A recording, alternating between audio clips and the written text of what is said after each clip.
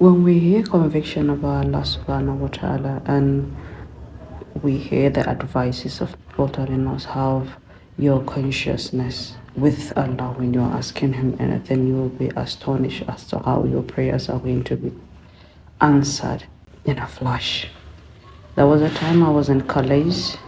I was newly admitted and I was an introductory class then. We were there about like 200 or something, and there was a class running. It was nutrition class, and everybody was quiet. Presentation was taking on, and the teacher was quite busy doing her work. And all of a sudden, this heavy hiccup started. How it's going to sound is a large hall like that, and everybody's attention was now back on me. It was so embarrassing. You know how hiccups are. You cannot say you forcefully hold it. But at that moment, I know and I believe that Surah Al-Fatiha would give me everything I needed out of strong conviction.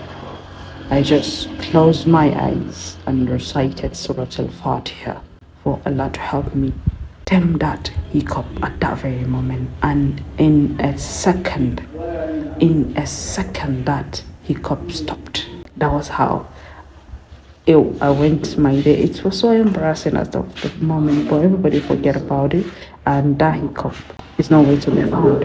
It is not like it's not true. Anyone telling me to have strong conviction in Allah subhanahu wa ta'ala when asking Him something, He knows that's the way forward.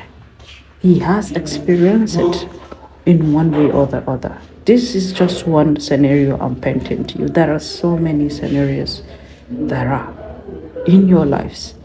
There are stories we've heard that are too huge. It is the conviction. Your consciousness should turn to Allah subhanahu wa ta'ala with strong conviction that is going to make it for you, and He is going to do it for you. This is just something tiny. If you hear a lot of people giving their own testimonies, their feedback on how strong conviction made them there and then. I'm not talking about you praying and some days you get it. There and then, do it and you'll be so astonished.